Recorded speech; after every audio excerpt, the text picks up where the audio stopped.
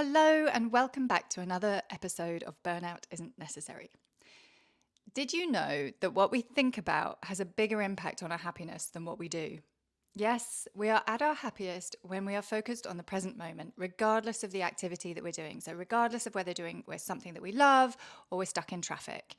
It's all about where our mind is that influences our happiness, not necessarily what we're doing. So to take advantage of this, we can learn to be present more often by practicing mindfulness. And mindfulness is simply the act of being present, being in the here and now. In today's episode, we're going to look at a study all about happiness. We're going to look at studies into mindfulness and the impact that it has on our brains and our well-being. And of course, we're going to look at different ways that you could also practice mindfulness. There are loads of options, so I hope you're going to find something that floats your boat so that you can also give this a try. All right, let's dive in.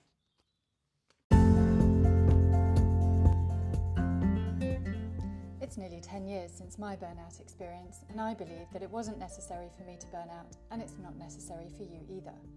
In this podcast, my guests and I share our real-life experiences with burnout. We get into the science of stress and share actionable tips on how to prevent burnout and how to recover from it. I'm Hannah Holden, ex-management consultant and burnout survivor. I work with management consultants to help them avoid and overcome burnout. I help them to get intentional about their choices, rebuild their energy, and embed new healthy habits so that they can get back to loving life.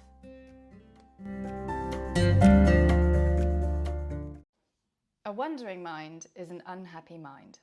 That's the title of a research paper that was published in 2010 in the well-respected journal Science. It was written by two Harvard psychologists, Matthew Killingsworth and Daniel Gilbert. Their study involved 2,500 participants. They created an iPhone app that surveyed participants to ask them what they were doing, what they were thinking about, and how they were feeling at different points during the day. They found that our minds wander away from the present moment a whopping 47% of the time. So we spend nearly 50% of our time doing one thing while thinking about something else. The only activity that was an exception was making love, where our minds were wandering only 10% of the time. For all the activities, the mind was wandering at least 30% of the time. We are happiest when we are making love, exercising, or engaging in conversation. That's what they found in this study. And they found that what we are thinking about matters more for our happiness than what we're actually doing, the activities that we're engaging in.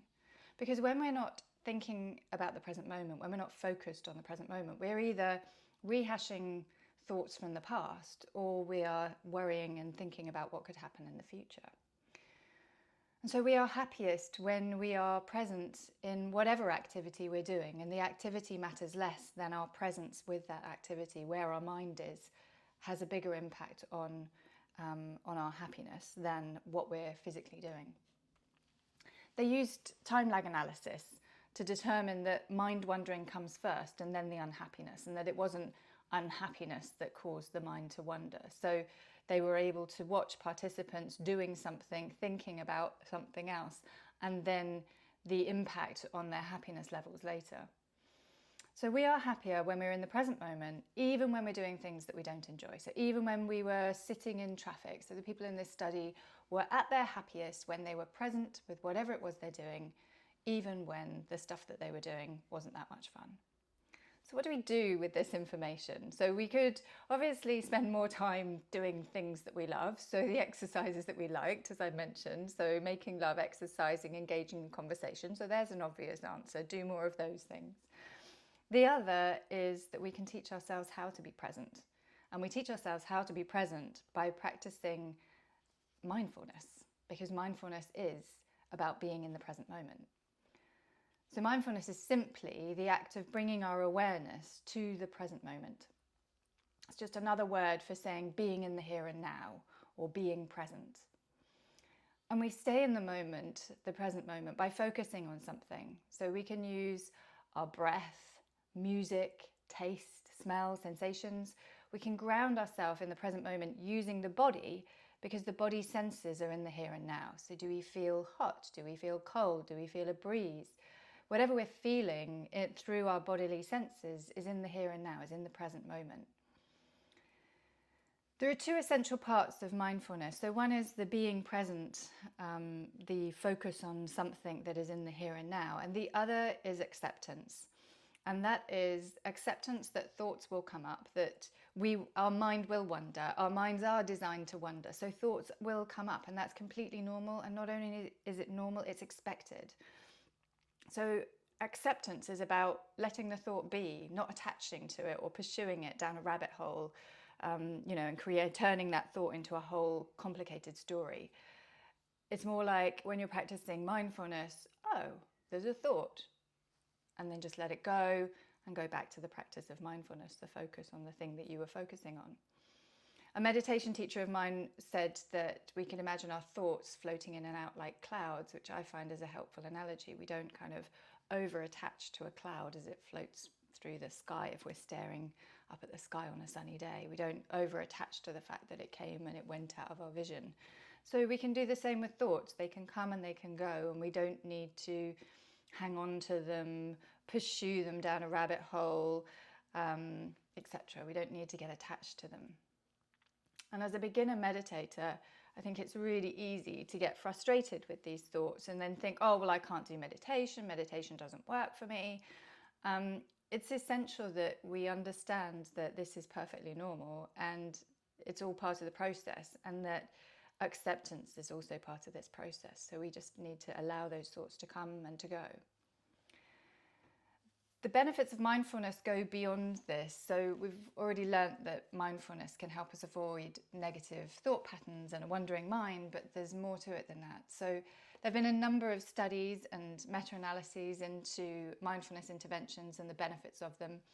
And these benefits include things like improving cognitive capabilities, improved empathy, improved mood, a decrease in stress, anxiety, depression.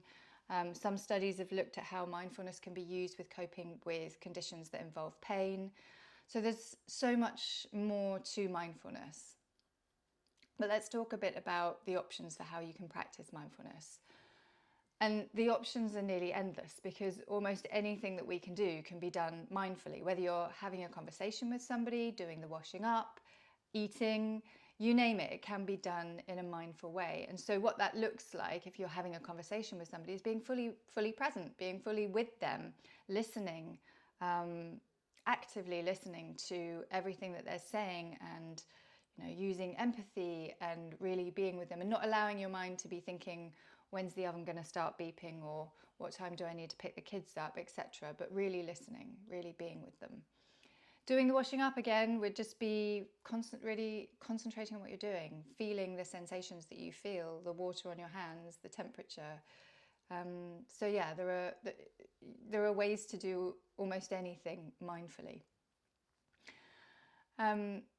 But as I said before, even when you're doing something mindfully, the mind is designed to wander, and those thoughts will come up.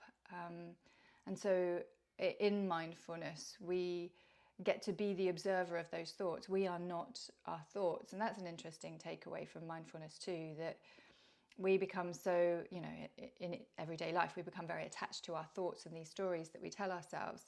But by practicing mindfulness, you get this new perspective that we are not our thoughts, because as you practice mindfulness, you observe these thoughts coming and going. And so who is it that's observing, and who is it that's the thinking? And so that's slightly more esoteric side of mindfulness, but it's interesting. So as I said before, I don't want you to think that it's easy. Anybody who suggests that meditation and mindfulness are easy are kind of doing you a disservice, because I've heard so many people say that they tried meditation and it didn't work for them. And I get it, it's not easy, but it does work, and it does take practice. And it's not like you're supposed to be able to clear your mind immediately. In fact, perhaps ever, I certainly still have many thoughts during my mindfulness meditation practices. But what I do now is I am able to let them come and let them go.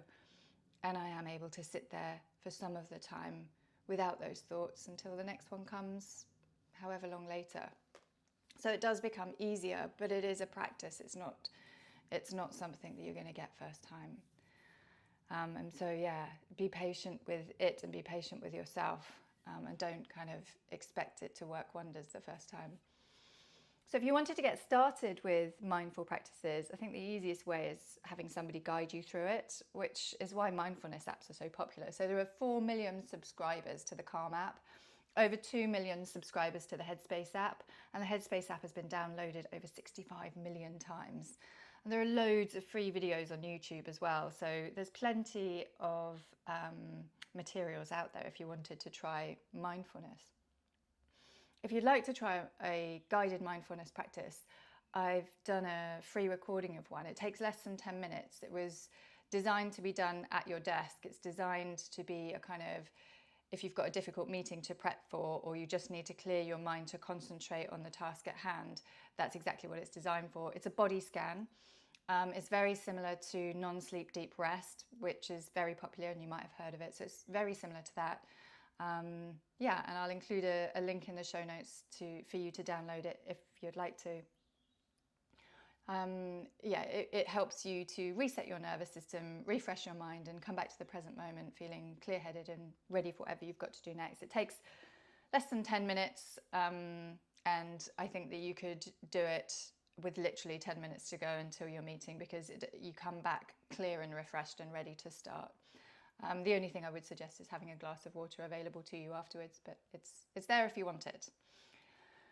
Some other ideas around mindfulness meditation. So sitting and observing the breath is probably the simplest form of mindfulness. I think it's really, yeah, and can be done anywhere. So, you know, you can do that on your commute. You could just sit on the train, close your eyes, and just take your awareness to your breath and observe the breath as it comes and goes.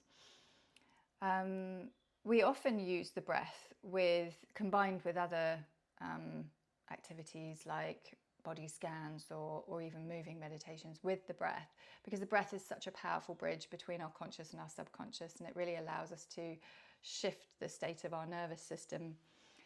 Body scans, which is similar to the free download I just mentioned, is where the voice is guiding your awareness through your physical body. So you may or may not be asked to move or relax something. It may just be your awareness. And when I say your awareness, they will say, become aware of your left thumb, your left index finger, your left middle finger. And it's just about taking your awareness there, which means, do I feel a sensation there?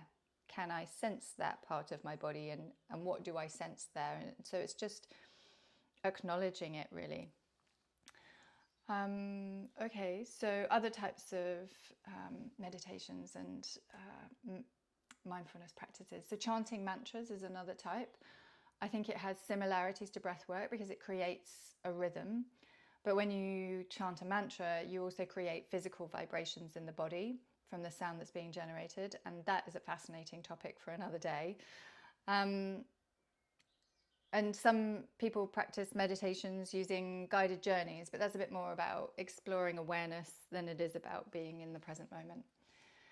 But it's not just meditations where you sit or lie that can be mindful. As I said before, you can do almost anything mindfully. So exercises, some yoga, Tai Chi, Qigong, very much mindful movement practices, so done with a steady breath. And really feeling your way into the body. And I said some yoga because I've been to plenty of yoga classes that are far more like exercise classes, and plenty that are more about really feeling into the body and being aware of the breath. So yeah, some but not all yoga is a mindful practice. Swimming is a popular exercise that can also be practiced mindfully. It's a great one because it also has regular breath control with it. And walking meditations are really popular. So that's a mindfulness meditation where you would take deliberate steps, probably relatively slow, but also likely to be at a steady pace, and just experiencing that walk in the present moment. So again, you can use your senses. You can focus on the placement of your feet, but you could also be absorbing the environment that you're walking in, and using the bodily senses to experience the experience in real time, and not allowing the mind to wander off. Mindful eating is another one. And so that would be really experiencing the food, smelling the food, tasting the food, experiencing the flavors, but also the textures in the mouth. And so again, that would be practiced relatively slowly, and yeah, with full awareness on what you're doing. The options are endless. I could talk about mindful gardening and other things, but I just wanted to give you some ideas and some ways into using mindfulness. Now, we don't just benefit from these mindfulness practices in the moment or even in near time. We're actually altering the brain as we practice mindfulness. So no doubt you've heard about the plasticity of our brains. There have been studies that have looked at the physical impact of mindfulness on the brain. So they've done brain scans to see how the brain has changed over a period of time when people have been practicing mindfulness. So they've taken beginners and they've taught them how to practice mindfulness, and these beginner mindfulness or beginner meditators have been practicing over the course of 8 weeks. So not a massive amount of time, but they have been practicing daily over that period. And they asked participants about their perceived stress, and unsurprisingly, practicing meditation over that period reduced their levels of perceived stress. And then they looked at the brain and what was going on there, and they saw that there were changes in the concentration of grey matter in brain regions associated with learning and memory processes, with emotional regulation, and taking perspective. They found increased grey matter density in the hippocampus, which is an important part of the brain for learning and memory. It's most well known for its role in storing memories and acting almost like a librarian for accessing memories. But it's also important in emotional regulation. Interestingly, they saw reduced grey matter density in the amygdala. And the amygdala is sometimes called the fear center of the brain. It's very much associated with our flight and fight response. And so reduced grey matter density in the amygdala is showing us that as we practice mindfulness, our body is less geared for that fight and flight response. And they've also found increased grey matter density in structures associated with self-awareness, compassion, and introspection. So what these studies are telling us is that as we practice mindfulness and we train the brain to be more present, we're changing the structures of the brain. And regular practice then allows us to be present more in the time, and that impacts our mood. Now, before I wrap up, I just want to bring this whole topic back to burnout. So burnout is a syndrome resulting from chronic stress that has not been successfully managed. And the amygdala is involved in that stress response. And these studies, as I was saying, have found that the amygdala is more active. So there are other studies where they've actually monitored the function of the amygdala. But not only is it more active, it's physiologically changing in these study participants who've been practicing mindfulness. So mindfulness, therefore, is a powerful practice both for the prevention of burnout and burnout recovery, and because it's helping us deal with stress. And more to that, as we practice mindfulness, we become more aware of everything. So we become more aware of how we're feeling physically and emotionally. We reconnect with our body. So you might remember Sam Robinson talking in episode 9 about how people in burnout are living in their heads and they're disconnected from their body. Well, mindfulness reconnects us to that present moment, to our bodies, and so it helps to address that common symptom that we see in everybody who is experiencing burnout. And as a reminder, so we can easily access the present moment through our senses, the body senses, the sights, the sounds, the smells, the tastes, everything that we're experiencing through our bodily senses.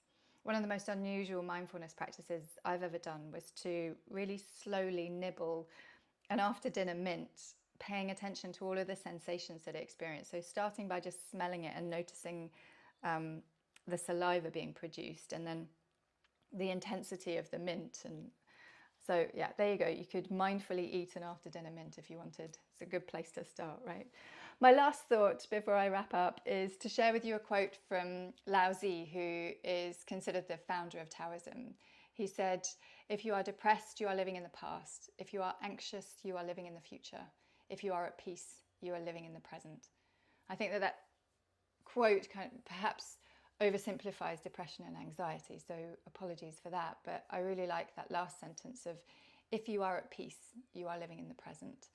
And I think we'd all like to be at peace a bit more of the time. We'd all like to be happier, which is back where we started with that wandering mind being an unhappy mind. So let's have happy minds and let's be at peace and practice how to be mindful, practice how to be in the present.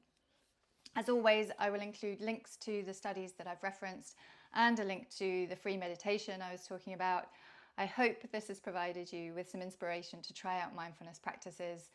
Let me know if you have any questions, as I do have some further episodes planned on the topic of mindfulness, so I'd love to address any questions that you have in those. Thank you for listening.